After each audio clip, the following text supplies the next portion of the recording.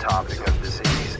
Mikey had a facial scar and Bobby was a racist. They were all in love with dying, they were doing it in Texas. Tommy played piano like a kid out in the rain, and then he lost his leg in Dallas. He was dancing with the train. They were all in love with dying, they were drinking from a fountain that was pouring like an avalanche coming down the mountain. I don't mind the sun sometimes, the images it shows. I can taste you on my lips and smell you in my clothes. Cinnamon and sugar and softly spoken lies. You never know just how to look through other people's eyes.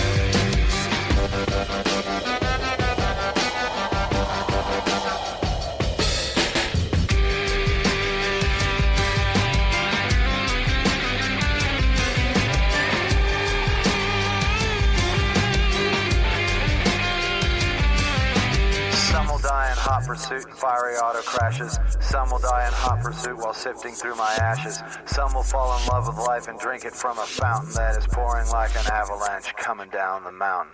I don't mind the sun sometimes, the images it shows. I can taste you on my lips and smell you in my clothes. Cinnamon and sugary and softly spoken lies. You never know just how you look through other people's eyes.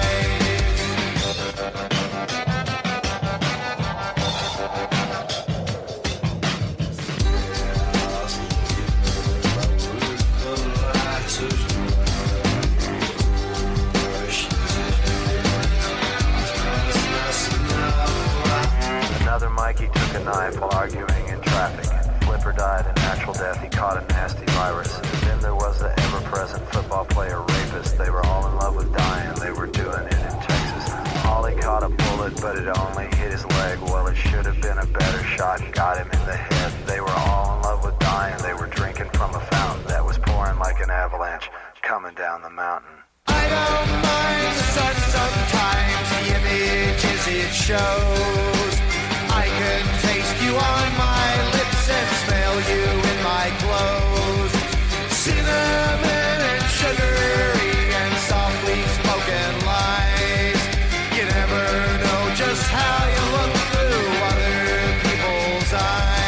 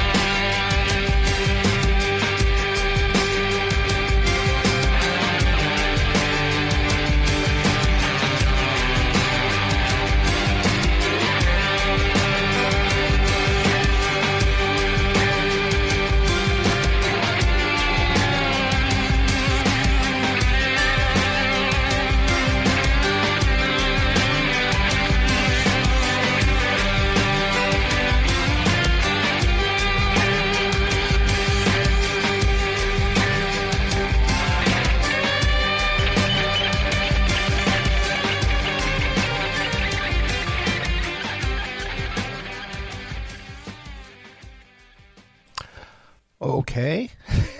Gotta say okay.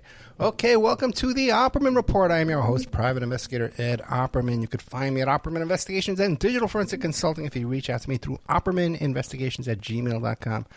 Check me out on Patreon, the Opperman Report Patreon. I taped a bunch of really good stuff this week, and I got some really, really big stuff coming up. Guess who I just was talking about who I am in the process of booking right now? John Hinckley Jr. Okay? And I'm pulling out all the stops on this one, dudes. I'm going to get the first interview with John Hinckley Jr. He's got a new book coming out. And, yeah, I'm on it. Don't you? You know, I'm number 15. If you Google on the Apple Plays, number 15 for assassinations. Okay? Number 15. And the other 14 guys, I'm working on them. They're going to be gone 6 feet under by the time I booked this interview. Usually, probably the other 14, they probably don't even do interviews with people. They probably just talk, talk. Let's see. So you find me there. Patreon. Got some really good stuff. I taped some good stuff this week. taped yesterday with the Happy Submissive. You could find her on Instagram, and she is happy. She's a very happy woman, I gotta tell you that. And she wrote a book called Why Submissive Women Are Happier, I think it's called, something along those lines. But very, very, very nice lady. I can't find it. Our page. But anyway, check it out. That's coming up. Taping tomorrow with Barrett Brown. I'm going to be talking about that a little bit more in the future. And taping tomorrow, too, with some guys who worked on the prosecution end of the Colombo crime family in Brooklyn. At the same time, I was working on the defense. So let's see if we know some of the same people and know some of the same things. Let's see. Usually when I do those interviews, I find out I'm disappointed. Anyway, I won't be disappointed. I'll be happy. Happy Thanksgiving. Happy Black Friday. Boycott Walmart. Boycott Walmart. Boycott Walmart. Don't forget the 6 heirs of the Walmart fortune. They have possessed the same amount of money as the 40% of the entire nation. The 6 people have as much money as 40% of the whole country. So that's uneven. Okay, that's inequality. We want to put a stop to that. We don't want to keep putting more of our money, taking money from our pockets and putting it into their pockets. We don't want to do that. You can find me every Friday night at Spreaker.com, Apple Plays, Spotify. I do a live show. I'm doing it right now. I'm taping it, but it's called live. I call it live still. Hey, you get away with these things when you're doing it for so long. I know. I'm going to work out the live thing and do it live again. I know a lot of people miss that, and I want to do it with video too. I need someone to come in here and help me with some things, and it's really difficult finding people who just don't sabotage themselves. And you give them an opportunity, they just sabotage. It's just unbelievable. But Friday night, 8 p.m. Eastern Time, I do this live solo show, and then I do 2 hours of brand new content. And tonight I got some gold for you. We got Vincent F. Amen talking about Rena O, his wife.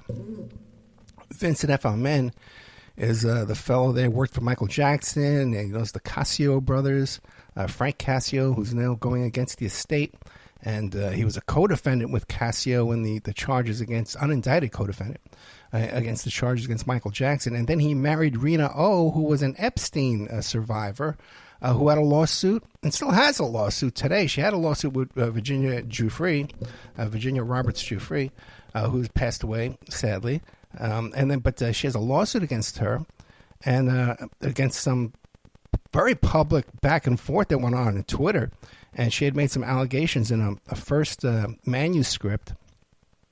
And if you read the first manuscript, which a lot of people have, and then you read the book now, which a lot of people have, she took out her allegations against Miss Rena O. And then she offered to apologize to Miss Rena O, Mrs. Rena O, whatever you want to say that. But what do you call it? There's a lot here, man. And my talk with Vincent F. Amen, we're on the same page with a lot of stuff. We agree on a lot of the same things that are behind the scenes of this story that the average person doesn't know. And even if you think you follow it so closely from Twitter and Instagram and Netflix and stuff, there's a whole other world that's going on with this story in real life. And I was just dealing with some character on Twitter just this afternoon. They were trying to explain to me something that I dealt with and I worked on firsthand. It's so frustrating. It's so frustrating. But what are you going to do? I made my bed. I got to lie in it. So tonight we have Vincent F. Amen. Great interview. Audio only. There's no video. It's up on Patreon already. And then we have Z. Mr. Z comes back, and he worked on that documentary with Leaving Neverland 2. And he met with Vincent F. Amen in person, so that's why we're doing them both the same night. And it's funny, too, when I was talking to Z, the thing came up with Virginia Roberts Giuffre, because those transcripts, those emails were released by the Epstein estate, by Epstein's co-defendants, Endyke and Khan. Okay, his friends, co-defendants, co-conspirators, co-criminals, buddies, lifelong pals, partners in the Ponzi scheme. They were releasing those emails. I talked about that last week. It's so frustrating. Which is why this tonight's show is called Release the Files, Release the Video. Because someone was telling me about, they were talking today, we got to release those Bannon tapes. Bannon has 15 hours of tapes with Epstein. Bannon has been friends with Jeffrey Epstein since Wall Street days, okay? And I got that straight, not just from Hoffenberg. I got that straight from a lot of people, man. That's out there. That's information, dude, okay? So frustrating, with this whole thing. But Bannon has been friends with Epstein years before Epstein was ever arrested. So has Wolf. All these characters, they're all buddies. So release these. Bannon has 15 hours of tape with Epstein. But they're buddies, man. What are we going to get from that? Self-serving information, which we're going to be talking about tonight because there's a lot of this going on. That's it. Let me. Every single time I give somebody my phone number, I regret it. I got a burner phone over here, but it's anyway. I swear. What is it about me that people need to be in constant contact with me, updating me on the world? Like I'm sitting here asleep. Okay, but what was the thing there about Bannon? Bannon has been friends with Epstein for years. Bannon and Wolf have been friends. Bannon, Wolf, and Epstein have been friends with all three of them together for years and years and years and years. Then we have these previous... we'll be getting all into that later on, so we'll get into that more in depth when I'm not so upset. Okay. Every Friday night at Spreaker.com, I do provide you with 2 hours of brand new content. So tonight's going to be Mr. Z, what I was saying is when I was talking to Z, and there was that release of that email where Epstein was saying how one of the young ladies was in his apartment for hours and hours and hours with Trump, and Trump knew all about it. And I said, that's Virginia Giuffre, and it wasn't released yet. But if you can hear me live, I'm talking about it with Z, and it came out later on. So that I got no reason to lie to you, man. I got no dog in this fight. I have no reason to lie, to make stuff up, or to predict, or to rely on articles and Twitter stuff and Googling information from Epstein's biggest clients. Epstein made $40 million from J.P. Morgan Chase by referring over the two founders of Google. And now we're going to trust information from Google? It just makes no sense to me how all this works. It just makes no freaking sense. Anyway, let's move on. I got a whole thing I'm doing on Epstein. It's in the notes about all these files. Release the files, release the memo, the tapes, release the Hounds, which is what I wish we could do. Okay? Now, a couple other really good shows that you're going to find up there in Patreon, besides the Happy Submissive. Heather Braden, by the way, I taped with her. And she talks about how she came to New York City at 14 years old. She's about my age, about 10 years younger. And at 14 years old as a model, and worked with Brunel and Epstein and Trump and Casablancas and all that crew there. Now she was totally unsupervised, and they were being driven around. She's been at parties. She was at that famous party with Trump, Epstein, and another black celebrity who could have been P. Diddy. Now that we think about it, because it was in Star Island in Miami. So, we'll see what happens with that. Because Trump and P. Diddy go way, way, way back. And there's pictures of Ivana Trump hanging all over P. Diddy. She actually has his necklace that he's wearing in her mouth while she's hanging on him. So this is very intimate contact between the two of them. So that's all new stuff. But also, too, there's things in there, too, about... the writer with no hands. We did another interview with that author. So the Happy Submissive, Guardian Angels. We did an interview with one of the founders of the Guardian Angels, who, man, this guy's gold. He knew Curtis Lee way back from McDonald's when they used to patrol. When Curtis Lee was a McDonald's manager. And then the first group is called the Magnificent 13, the Mag 13, he called them. Yeah. And I remember those days, man. So we had so much to talk about. Then the Colombo Crime Family guy I'm taping with tomorrow. I'm taping tomorrow, too, with Barrett Brown, who has inside the information about this new release of these new Epstein emails from this group called Distributed Denial of Secrets, DDoS, which is like dedicated denial of service.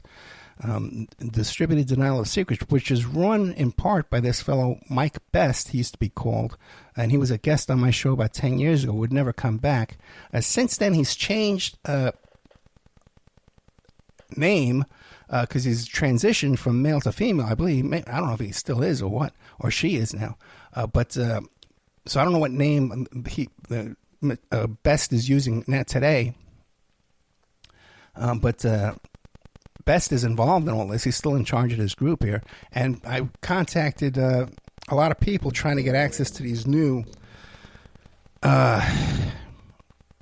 information coming from this group. And so I reached out to a lot of people I know, that I've known over the years. And one of them was Barrett Brown. And Barrett Brown came back with this long email. Whoa. Where he just dumped all this information on me about them and their connections to co-founded by Thomas White, convicted of child sexual abuse material in the UK. The same year the organization came into existence, the co-founder revealed to be U.S. military counterintelligence officer who attested to his status. He just sent me this email. This huge email, and it's about The Intercept and all this stuff here, okay? And Peter Thiel, once again, is involved in all this again. So now we have Peter Thiel involved in the release of these emails, and Peter Thiel involved with the Epstein estate, because the current Epstein estate as it exists today, the majority of the funds in that estate were obtained through an investment with Peter Thiel, a $40 million investment with Thiel that grew to like $175 million. So the majority of the funds in the estate account right now come from Peter Thiel, and it's the estate that released this first batch of emails. And now we have suddenly, through this backdoor hacking group, much like Assange, that put up a good front. Now they're releasing this second batch of emails with all kind of connections and all kind of shenanigans going on here. So Barrett Brown's a guy I trust, okay? He's, I like him, and I trust him. And so far I've had no problems with him. He's never found him to be dishonest with me or disingenuous with me in any kind of way. So I'm cool with him. And he came back with all this stuff. I'm going to be taping with him tomorrow about all this information. But it just goes to show you, man, guys, that how much this information is controlled by them. By them. The guys who we think we're exposing and shedding light on. And Epstein never killed himself in Pedophile Island and the Lolita Express and all this bullshit. Okay, is all run by them. Bannon, Wolf, Epstein's brother, Mark Dershowitz, Vicky Ward, Conchita Sarnoff. They're all Patterson. They're all buddies. They all hang out at Mar-a-Lago. They all know each other. They're all pals. They've known each other for years and years. They all know before Epstein got arrested. How could you not know what this guy was up to? He told everybody. Oh, Trump. I almost got Trump in that group. Oh, Trump derangement syndrome. Ed has Trump derangement syndrome. Again, Zooks, man. Give me a break. Give me a break, man. So anyway, I'm trying to shed some light on you here and warn you. Just because information drops in your lap, you got to wonder, where is it coming from? What is the source of this information? Can it be trusted? Are these good people? Just because... Oh, they have to be good, and we're like listen to later on to these shows where we're talking to Rena O's husband and her lawsuit against Giuffre.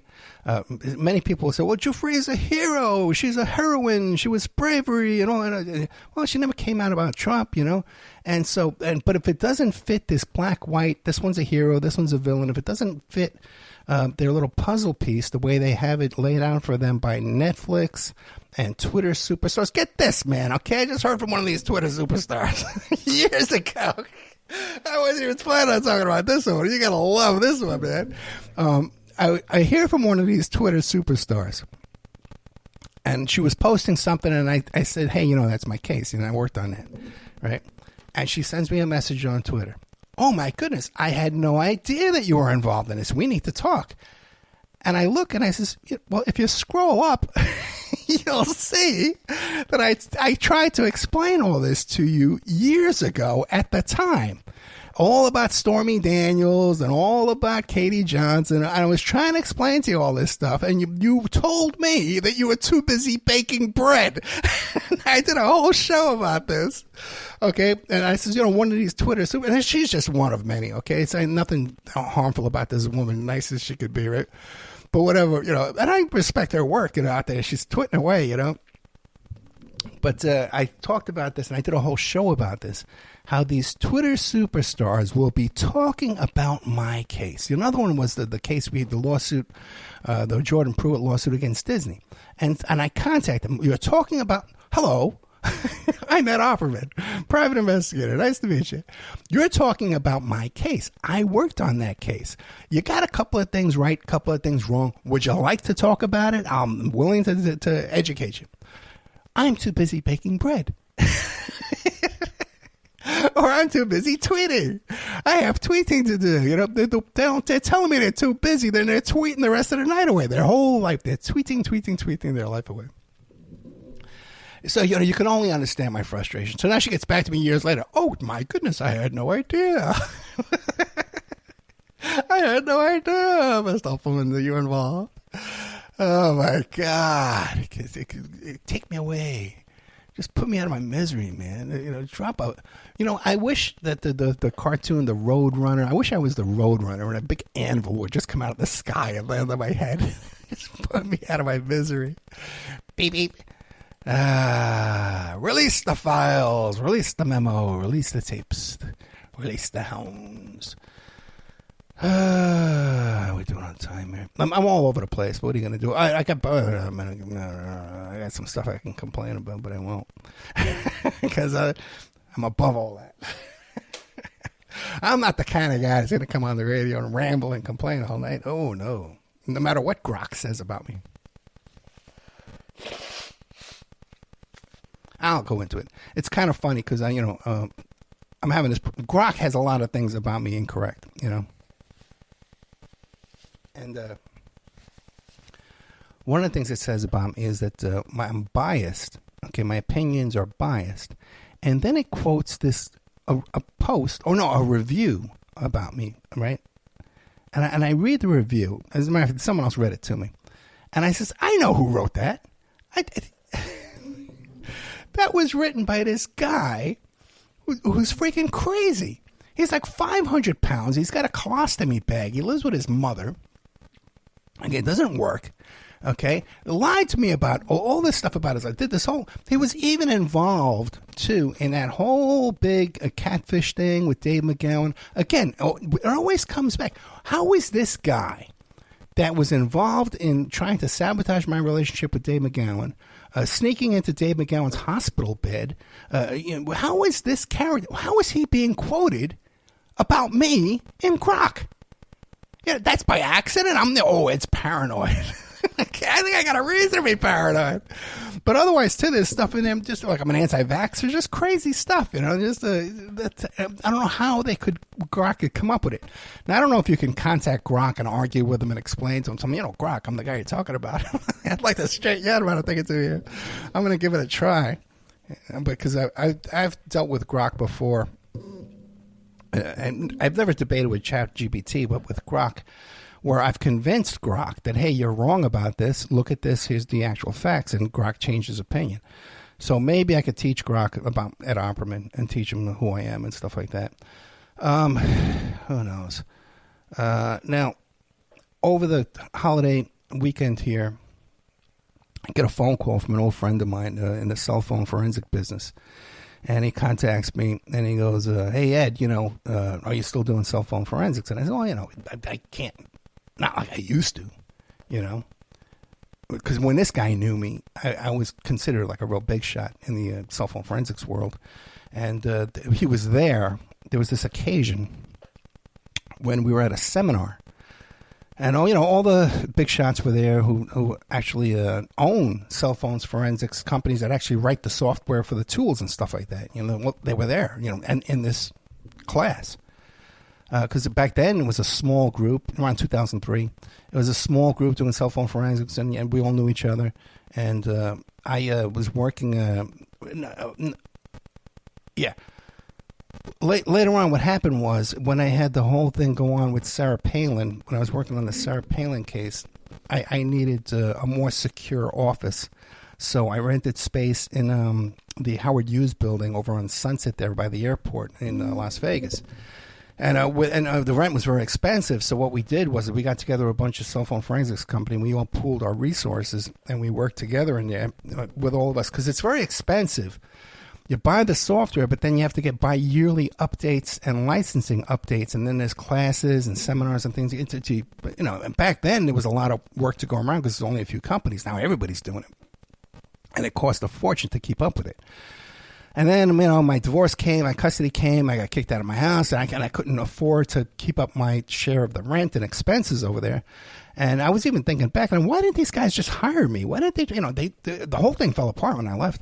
Like, why didn't they saw I was struggling. Why didn't they just say, okay, Ed, we'll pay you $50,000 a year just to stay on board here and help us, But no, instead, we let the whole thing just fall apart. It just, I don't. But then again, I was thinking about this. I'm so intense. My personality is so intense, and it's even worse in person. I know a lot of people on the air and other podcast hosts and things like that say, "Oh, Ed's so abrasive. He's so." But and then they think they have to up their aggressiveness toward me in order to. But whatever. So I can understand how they say, "Well, we're going to pay Ed, to be an employee, and then he's going to boss us around anyway. How's that going to work?" You know what I mean? So I guess it was fate that the thing would fall apart.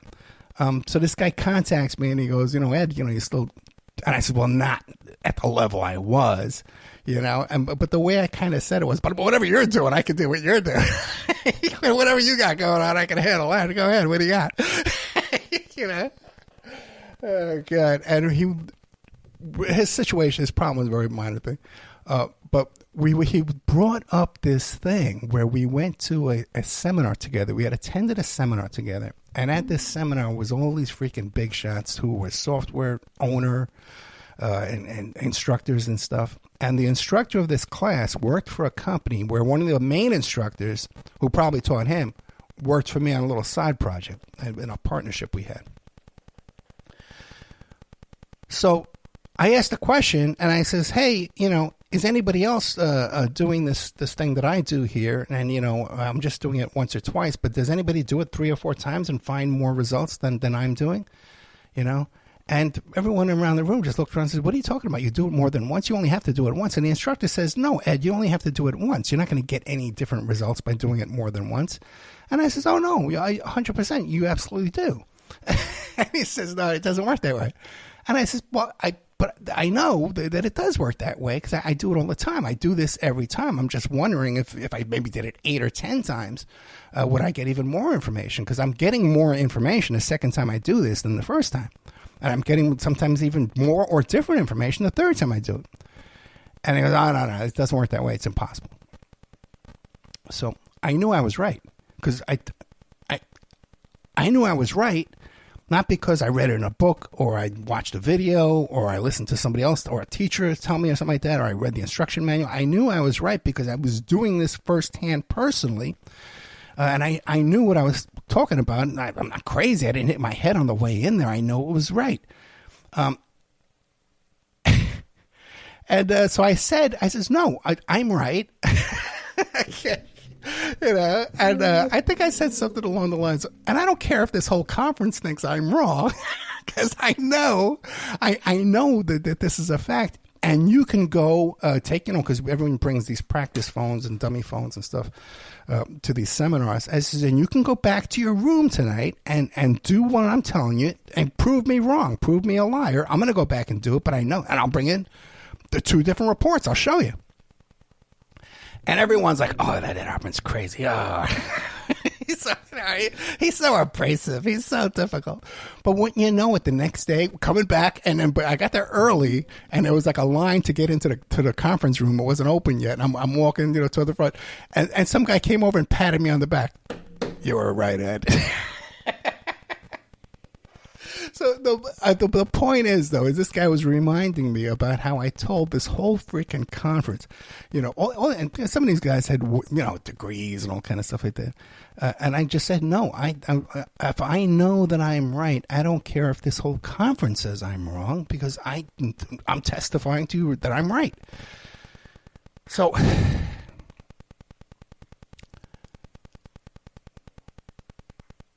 brings us to today, okay? Now, an article comes out, not even just an article, but there was a whole big investigation, I guess you'd call it, into the January 6th pipe bomber. And this was released in an article in the Blaze Media. Former Capitol Police officer, a forensic match for January 6th pipe bomber, sources say. And this Capitol Hill police officer named Shawnee Kirkhoff, what they did was they took video of the pipe bomber walking along, and then took video of this Shawnee Kirkhoff walking, and their gait and their manner, their steps and all that stuff like that match 98%. 94 to 98% match to the unique stride of the long-sought January 6th bomb suspect. So, and if you look at the way the bomber's walking, it is an unusual way of walking. And then this woman, she's left Capitol Police and she's gone to work for as security for CIA. So that's pretty good. If you got some software, a forensic tool that can analyze people's gait and their walk, and you have a pretty good match here, 94%, okay, match. And here you got someone, she lives there in D.C., she works on Capitol Hill, so she's a Capitol Police officer. She's on the inside of all this kind of stuff like that. There's a very good report. I think it's by Empty Wheel on Twitter. I forget who it was, but I've gone back to look for it. As a matter of fact, for this report even, and I can't find it. But she discusses how the different departments that investigated this Capitol Hill January 6th pipe bomber were all people that were under Trump's control, okay? So they were able to manage and control this investigation. Now, when I've mentioned that to other people, they laugh, ha, ha, ha, ha, ha. Ed, what are you talking about? They're all out to get Mr. Trump. The whole deep state and the Capitol Hill police are all out to get Mr. Trump. So you have the January 6ers and the MAGAs, okay, and the Blaze. They get this forensic software and this match 94 to 98%. And then she's working for the CIA doing security. So their conclusion is, this proves that the deep state was behind and it was infiltrated there in January 6th. And these were all infiltrators who did this. Biden and Pelosi were behind it. This proves it. Really with nothing to really substantiate that other than their original bias. Now, my conclusion is something that I've been saying all along, is that the Capitol Hill police were involved in the coup attempt. Now, what first tipped me off to this, okay, and this is further proof. I've been screaming about this for years, that the Capitol Hill police were in on it, and now here we have the Capitol Hill police were in on 94 to 98%. Were a part of the pipe bomber to draw attention away from the Capitol Hill. And then, according to this Twitter person, I think it was, once again, Empty Wheel, that the people investigating this are all Trump in the bag. Now, I first came to the conclusion that Capitol Hill police were involved when I found out Mr. Howie Liebengood, the first fellow to die in all this, who committed suicide the next day. So you say, well, a Capitol Hill cop commits suicide in a coup attempt, that failed, what's going on there? Well, it sounds a little suspicious to me. Or as the kids today would say, sus. Sounds a little bit sus. Okay? To me. All right? Now, who am I? Just a silly goose. And then when you start looking at Mr. Howie Liebengood, you find out that, well, his father used to be the sergeant at arms of the U.S. Senate, Congress, and then he left there to go work for Roger Stone and Paul Manafort. And then you look a little further and you see a company that was owned by Paul Manafort was the event license holder event license, a permit holder, the event permit holder that put on this. So they had access to the Wi-Fi and the police schedule. They had how many police are going to be. They're paying insurance stuff. They know all the information, right? Manafort's company. I don't think Manafort was involved in his company, but it was his company at one time, 100%. So he's probably a silent partner now, perhaps. So I see this how we live in good. Suspicious suicide, Capitol Hill cop, father involved with Stone and Manafort. That looks suspicious to me. So I started suspecting the Capitol Hill police were possibly involved in this.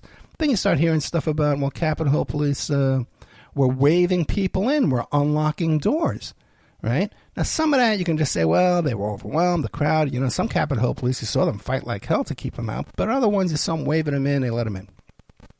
They cooperated with the rioters. Now, I'm not saying when you have a coup attempt like this, or especially in a police department, you don't need every cop. You only need like a few leadership cops and a few working street leaders, to go in there and who have the juice and have the influence. You get to them. And then the other cops who see what's going on, they says, we got to follow the leader here, this guy that we know, and we do business with him. We have a home repair business with him at home, off the books here. So they follow the lead. Now, one of the things, and you talk about, I had the QAnon shaman, Jake Angeli, on the show. And he talks about how the Capitol Hill police escorted him into the chambers there. And I said, well, why did they do that? And he goes, well, because they thought I could calm things down. Now, Jake Angeli, it seems, too, like he brought his own photographer to that event, too, as well. The photos of him are just, he's posing for those pics. And then he was escorted in by Capitol Hill police. Now, there's another one where there's inside video, security video, inside the Capitol Hill there. And you see the first breach of the windows where the rioters are breaking the windows coming in. And the first guy comes in, and first thing he does is he looks off camera. There's something or someone or many people or whatever off camera, right in a blind spot. People who know there's a blind spot where the camera can't pick them up. They're standing over there. This guy comes through the window. He looks over to the blind spot and puts his hands up. Then the next guy comes through. And they all look over there too, and they put their hands up. Then suddenly, because there's no audio, they all put their hands down, pretty much at the same time. Now watch this for yourself. You're not going to see this. Nobody talks about this but at Opperman. Okay? You're not going to find this anywhere else. All right? Everyone comes in after that. No one's putting their hands up anymore. Now they're just running around doing whatever they want. They were given the go-ahead by somebody off camera, somebody or a group of people off camera in a blind spot who had some type of presence or authority that would cause other people to put their hands up. Could be Capitol Hill police. Another thing, too, that points to Capitol Hill police is you see in the videos of when they were all hiding out down there in the underground, and Schumer and Pelosi are on the phone, and Capitol Hill police is telling them, well, we can't clear out that building and make it safe until tomorrow at 3 o'clock. We're going to take all night long for us to clear that building. And they say, is that possible? And he's on the phone with some other type of security police. And he says, no, we can clear it in a couple hours. So again, too, Capitol Hill police were telling him, hey, we can't even clear the building for you. Sorry. And no vote today. Okay, which is what they wanted, which is what Trump wanted, right? So we had all of this, guys. Okay, so right away, I suspected Capitol Hill police were involved. Now, when you try and say this, okay, what happens is the blue hat wearing capitalists called the Democrats, the liberal Democrats, whatever you want to call them, when they hear you say the Capitol Hill police were involved, right away their knee-jerk reaction is, well, Ed, you must be on the side of the rioters who say that. It was a riot. The police could not have been involved. The police are good guys. The rioters were bad guys. You must be MAGA. You must be making excuses for the rioters. Not at all. Then the right-wingers will say, well, if the Capitol Hill police were involved, that proves that the deep state was involved in the feds and the Joe Epps, whatever that guy was, Roy Epps, and all that stuff. And who was a cop from Arizona who was, he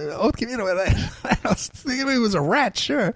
But, come on, that's been debunked.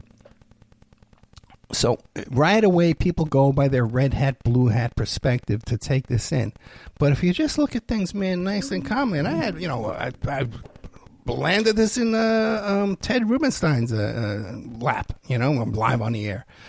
Liebengood. So look at my show with Liebengood. It's all there, man. The Capitol Hill police were in on it, and here you have now direct forensic evidence, 94 to 98% match that the Capitol Hill police cop here was involved in planting the pipe bomb. Okay? Now, so you can say all you want, man. That's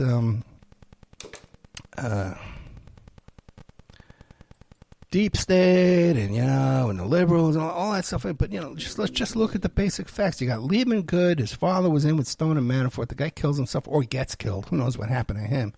And you got the Capitol Hill waving people in. They were putting their hands up. They drop their hands down when they look off screen. And then you got here now this Capitol Hill cop involved with pipe and planting the bomb. I think that alone is enough. Then you got the Angeli stuff. And I haven't even spent that much time on this. But it's clear to me that the Capitol Hill police were in on the coup. And in my opinion, this Blaze TV article about this Shawnee Kirkhoff proves that even further. But Blaze TV takes it and they run with their red hat, and then other people will ignore this because it doesn't fit into our blue hat narrative. So boo-hoo. I'm exhausted. Ooh, Arlene McCarthy. Remember she came on the show and she about her book, My Friend John. She was the teacher from New York City. Check out her book on Amazon. Arlene McCarthy. My Friend John, coolest book, and by the coolest, nicest person you ever met in your life, Arlene McCarthy. She worked for me at Front Page Beepers, and she just sent me a message right now. Nicest person you ever meet in your life. Okay, I can guarantee that. And I fired her because I'm the meanest person you ever met in your life. Oh, God, forgive me, Lord, forgive me. So there's what we have so far. Okay, we have. They're releasing some new Epstein emails, but the people releasing it seem to be in the bag with U.S. intelligence, Peter Thiel, and some child pornography traffickers. So we're going to get Barrett Brown on that tomorrow. Now it's kind of interesting too because when I kind of I mean well, I really do. But all I was doing was reaching out to Barrett Brown and says, hey, do you know these guys? Can you get me these emails? And now Barrett Brown is off to the races, man. He's on Twitter 24 hours a day exposing all these characters and going off about it. So if I do get a hold of these emails, I don't think it's going to be through the people that Barrett Brown is going after. Maybe, who knows? A lot of times I can slip in through the cracks. Then we have the January 6th Blaze article in Liebengood. And also, too, now the thing is, when I try and talk about this kind of stuff, and then people will take their blue hat, red hat narrative, and they have to filter it through that perspective for their opinions to come back and tell me why I'm wrong. We find out now that Twitter is controlled. All these Twitter accounts, these huge MAGA accounts, all controlled by overseas. Nigeria, Pakistan, all over the place. Over and over and over, we find out that these were fake accounts. And who's been telling you that for all this time? I've been saying all along that they take these fake accounts and people like Stone and Manafort, they have a way to elevate these MAGA accounts or suppress other accounts like myself. Like right now, there's a lot of people. I don't see anything from Laura Loomer anymore. I don't see anything from that guy, that mercenary guy we just had on recently. I forget his name, but he was the TV producer who was off there. Forget his name, but I don't see anything from him anymore. I don't see anything from American Muckrakers anymore. So it's just totally controlled, and it's controlled. So you got all these bots now controlling Twitter and controlling the narrative there and the story there. So you're not going to get the real thing comes out that the Capitol Hill police were involved in a coup. And then you got on top of that, I was talking to David K. Johnson, believe it or not. Okay. You got to understand, I'm not just sitting here in a vacuum. Like people think, oh, Ed. Oh, that Ed Opperman. He's just he has Trump derangement syndrome, and he's just, he's paranoid. He thinks, I talked to Barrett Brunner. He's off to the races on his other. I gave some information to David K. Johnson about the money laundering with Trump. He's off to the races with that. I'm kind of influencing things over here, guys. Believe it or not. While you're off there eating your turkey, okay, I'm out here taking names and kicking ass. So what do you call it? One of the other things we have to take into a consideration when I was talking to David K. Johnson is I said to him, hey, I was looking at some statistics the other day. 20% of the American public is totally illiterate, can't read or write at all. And once you know that statistic and you start talking to people, you see in the street, people driving your cab and stuff like that, you see, that there's a lot of people out there that can't read and write. But then I found out that 40% are reading and writing at a 5th grade level. And that's not, I'm 63 years old. That's not 5th grade when I was in 5th grade and we were reading Catcher in the Rye and Kill a Mockingbird and all that kind of stuff. We were reading some serious books down these mean streets. We were reading some serious books, man, in the 5th grade when I was in the 5th grade and 6th grade. And so today, Arlene McCarthy, my friend John, she's a school teacher. We talked to her. But also, too, we have another, my daughter's ex-boyfriend, too. He's a school teacher now, too. And he says 4th, 5th grade, there are kids in the 4th and 5th grade who cannot read. Okay? So this is not like a little problem, man. This is a huge problem. So that when we see people on Twitter, these are part of the 40% of the country that actually can read and write above a 4th grade level. And how many of them are foreigners from Nigeria and from Pakistan with fake bot accounts? By the way, you might recall a few years back I had a little dispute with the world's most respected author. Okay, more respected than Noah, than Abraham, right? The Ten Commandments. But what do you call it? And I was getting, and I says, "Whoa!" She writes this crazy complaint about me, and then there's like 60 bot accounts liking and sharing her thing. And you go back now, years later, go to that. Okay, and you'll see half of those people now, they're all foreign accounts, and they're all changed. They used to be experts on Ed Opperman. Now they're all landscapers and Indian rappers and Indian male models. Just suddenly all these people that were obsessed with Ed Opperman all suddenly decided to go become male models in India. Okay, let's see. I got one last thing. 47 minutes, might run out of time.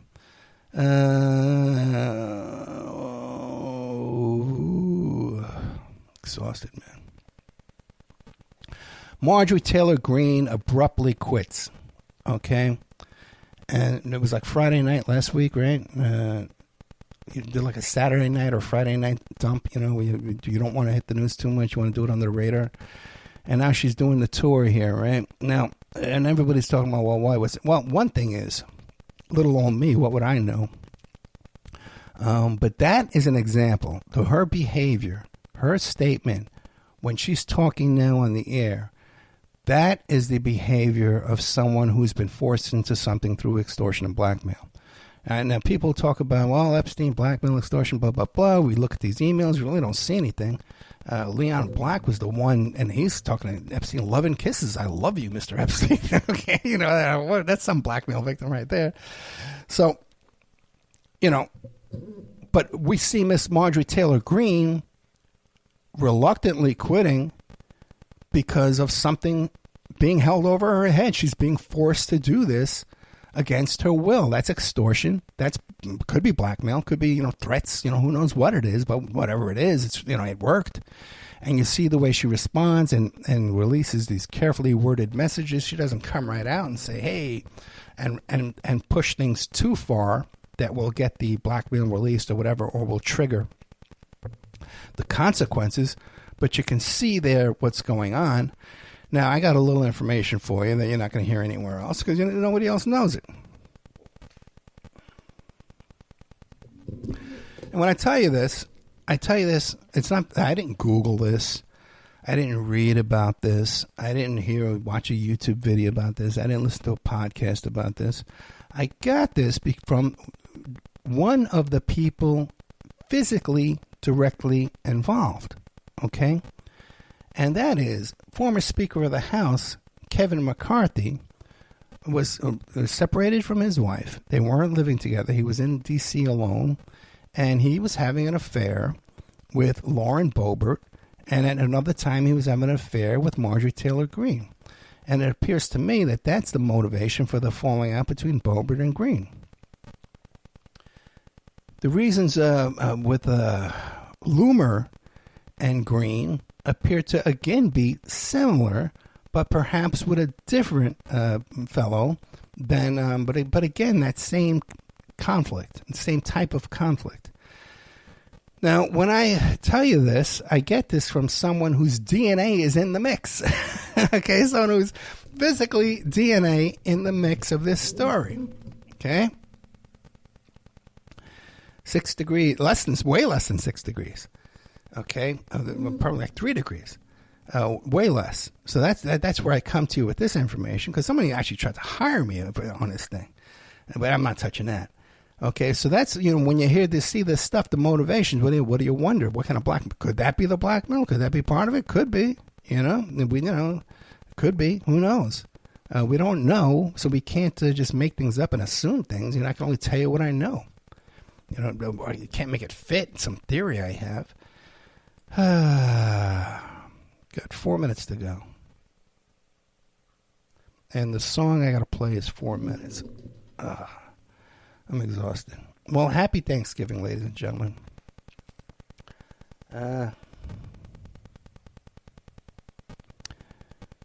Vic's coming for Christmas. I'm going to do our Jewish Christmas. In fact, I was spending some time today finding us a good Chinese restaurant. Because, on Christmas Day, it's a tradition amongst Jewish people you go to a movie and then you go to a Chinese restaurant. Now, we're not Jewish, although people insist that I am. Okay. But, I don't know. We've always done it that way. And even Thanksgiving, too, because her mother, when she was really little, her mother would work on Christmas and would work on Thanksgiving for the extra overtime. So, and we would celebrate like the day after, because Vic was too little to know. And then me and Vic would be alone on Thanksgiving, and I'd always forget to go shopping. And we'd wind up at Walmart buying a frozen pizza on Thanksgiving at 3 o'clock. And people would look at us, oh, look at that poor, sad dad. There's a little girl there. They're probably homeless. Let me give them a quarter, And but now I kind of prepare ahead. I remember to do some shopping on Thanksgiving. So anyway, all that's going great. And I wish I could tell you so much. I'm so proud of Vic. She's involved in so many great things right now. It just breaks my heart that I can't share these things with these personal things with the audience anymore, things that I'm so proud of, just because of this small group of insane people, that are just out there. And if you don't want to know what, man, it's not even that small anymore. Almost every day, I get some crazy message. I don't want to describe it because it's too direct. It just encourages them to go on and on. But just the world is getting crazier. That's for sure. That I can tell you. I'm an old guy. I have contact with a lot of people, and in the past 13, 14 years I've been doing this show, I have contact to a lot of people out there in the world, and more and more and more and more people are nuts. Lost touch with reality. And it used to be, I guess you would think, because I complain so much about getting messages and emails that people are hesitant to contact me now. By purpose. I do that on purpose, to limit the contact. So I can only imagine, if I was still encouraging contact, what I would be hearing. But it's just scary out there how crazy people are, and just getting crazier and crazier by the minute. And I think it's by design and by control. And when you see all this stuff about, Peter Thiel controlling these emails and the estate controlling these emails, and then you look at Ghislaine Maxwell and her family, they were involved in search engines too. So we had Epstein involved with the founders of Google search engine, and then we had Ghislaine's sister I think it was Magellan. She owned Magellan, the search engine company. So they control. They are filtering, and her brother too worked the archives at the New York Times. Like these guys, they're smart, man. And we have now these oligarchs, these tech bros, oligarchs, that now have all of our information through Doge. By the way, I don't know. I'm waiting for my $5,000 check. It's still not here. But now they have all this new information on us that, it's their only intention is to use it against us, not for us. All these poor saps out there waiting for this $5,000 check. Oh, my goodness. Anyway, guys, we are out of time. Happy Thanksgiving, okay? I'll tell you this, man. The older I get, be thankful for your friends, your loved ones, and your family. That's what's most important. We strive to make more money and more power and more reach and more numbers and audience and stuff like that. But really, the most important thing are the people closest to you, and those are the people that you should focus your attention on. Guys, good night. God bless you, and thank you so much.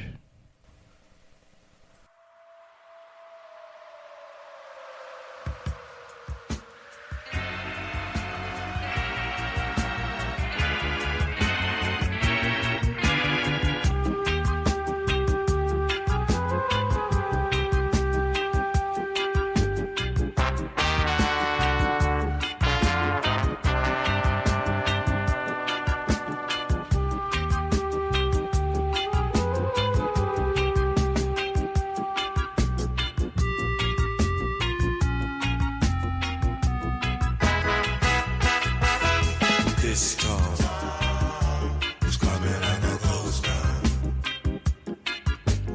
All the clubs are being closed down. This place is coming like a ghost town. Bands won't play no more. Too much fighting on the dance floor.